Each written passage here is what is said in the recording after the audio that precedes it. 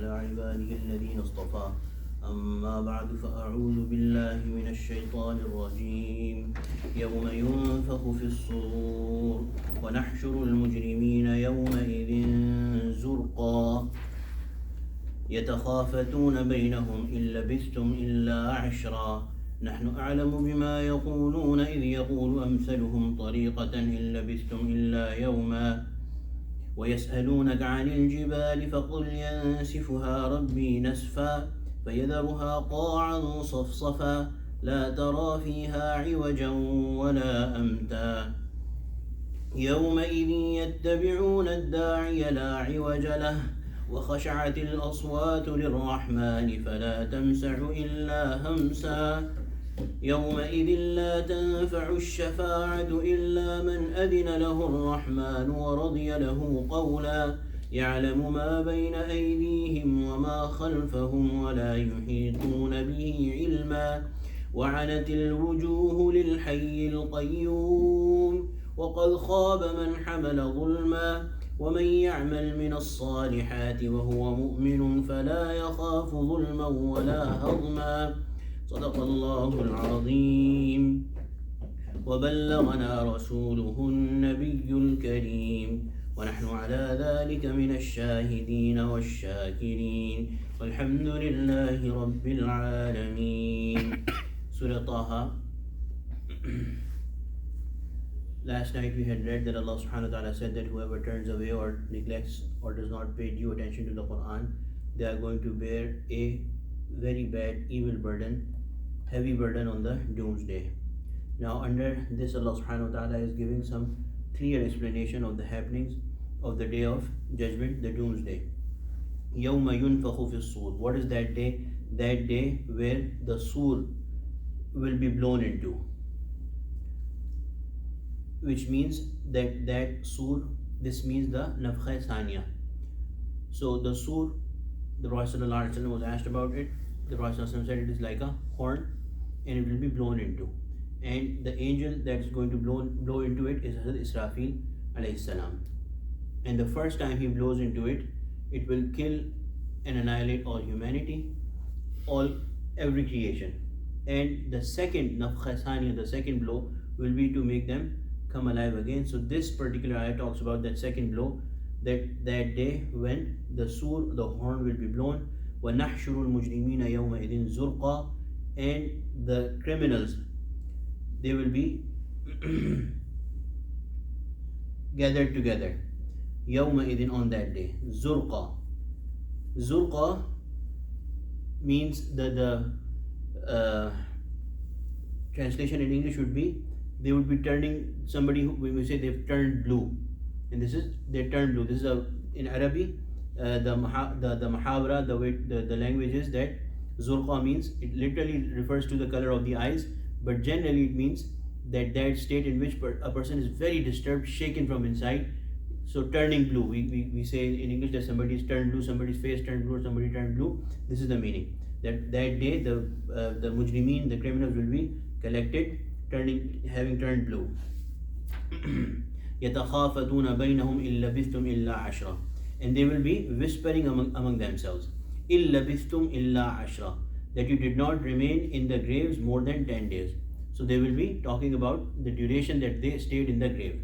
And we know that a person stays in a grave for a very long time. But when they would rise on that day, the burden of that day will be so heavy, and the day will be so long, that these people would start whispering to each other, that they would feel, and they would actually feel, they would think that we stayed in the grave only for maybe 10 days. نَحْنُ أَعْلَمُ بِمَا يَقُولُونَ. Allah subhanahu wa ta'ala says, we know very well what they say. إِذْ يَقُولُ أَمْثَلُهُمْ طَرِيقَةً. The best of them in his ways, the person among these people who would be whispering, generally, the one who would have a better judgment, he would say, إِن لَبِثْتُمْ إِلَّا يَوْمًا. You did not stay there except for a day, for a single day.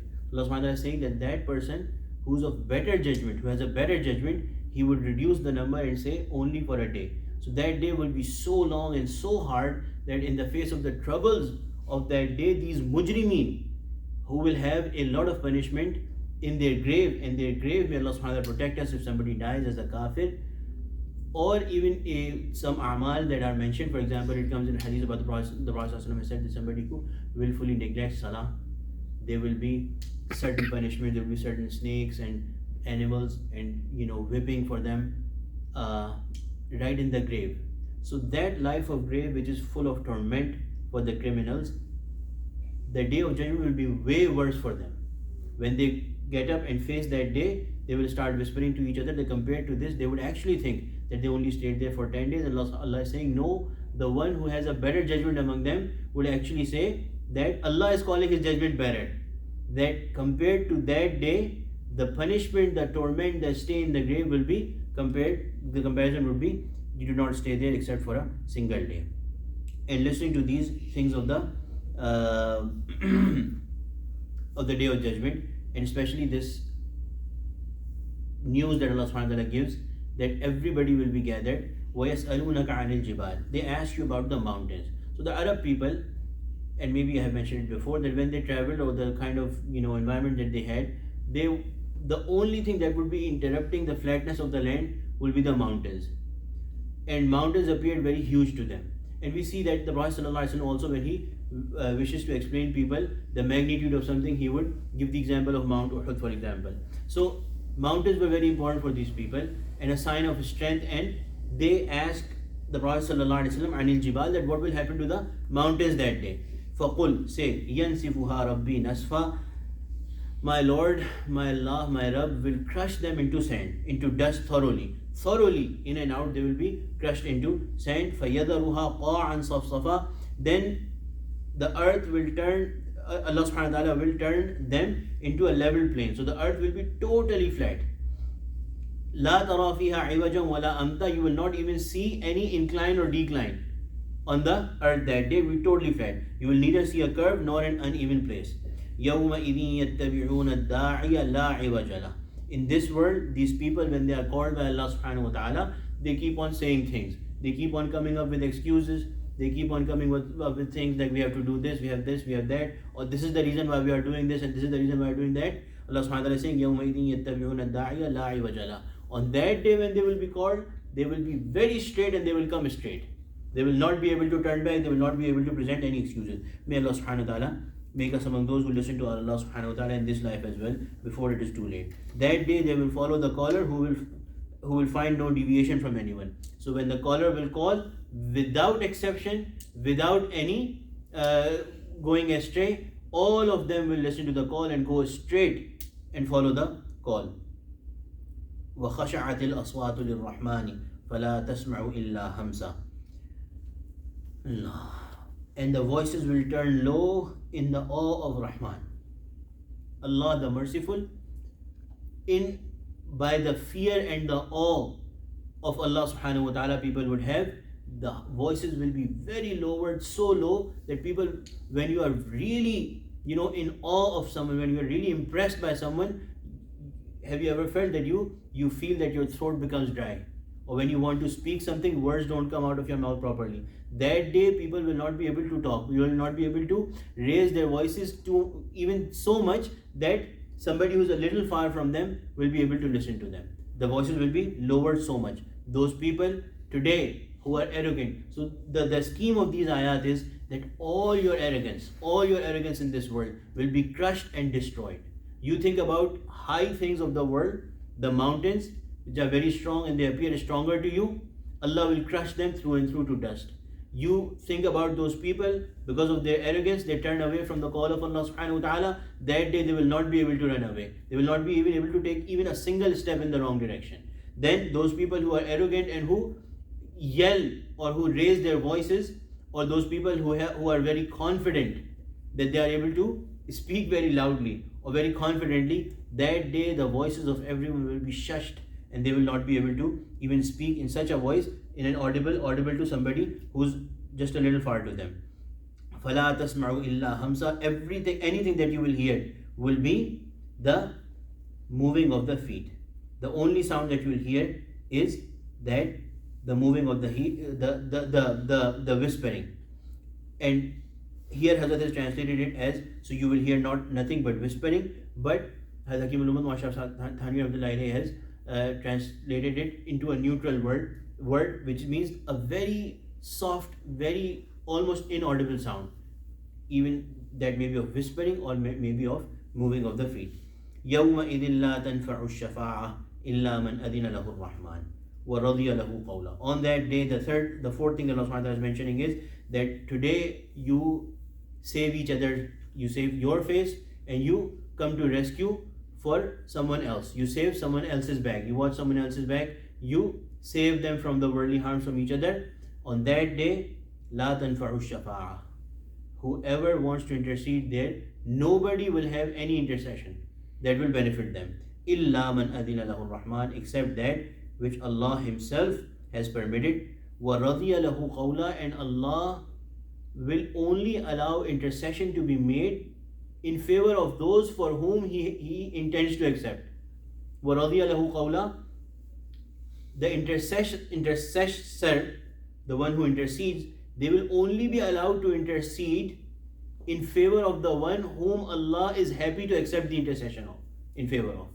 So the kuffar, Allah will not allow any intercession for them. So, for example, a kafir, his Muslim son wants to do intercession for that kafir on that day of judgment, they will not be allowed. Allah will not put in the heart of that son to intercede on behalf of the father. So may Allah subhanahu wa ta'ala protect us. We sometimes feel this, that we are connected with a few people whom we read about in hadith that Allah will allow their intercession, or we made our children huffaz. The Prophet ﷺ has told us that their intercession, they will be allowed intercession of so many people.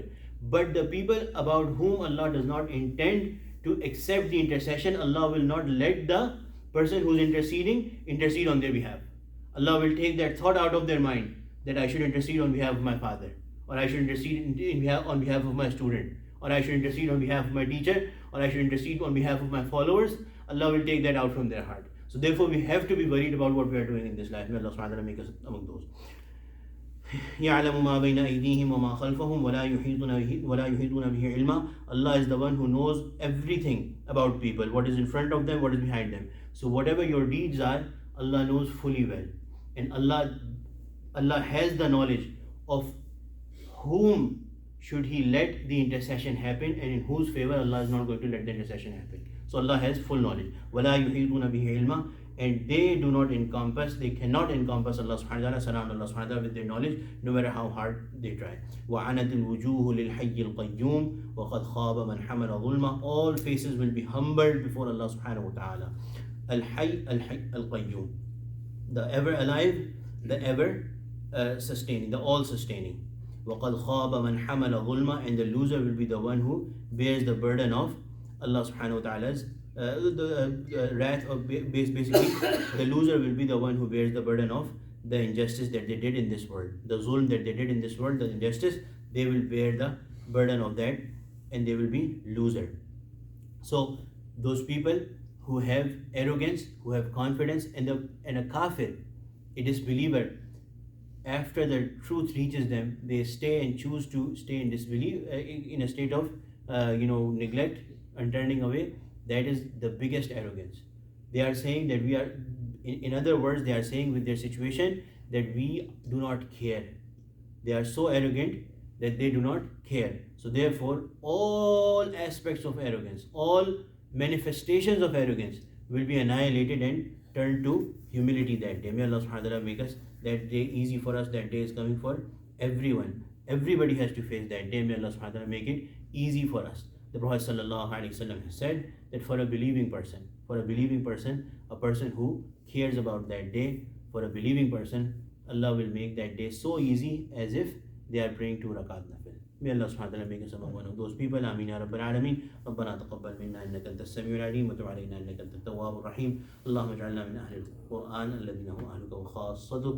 وصلى الله تعالى على خير خلق سيدنا مولانا محمد وعلى آله وصحبه أجمعين. آمين برحمتك يا أرحم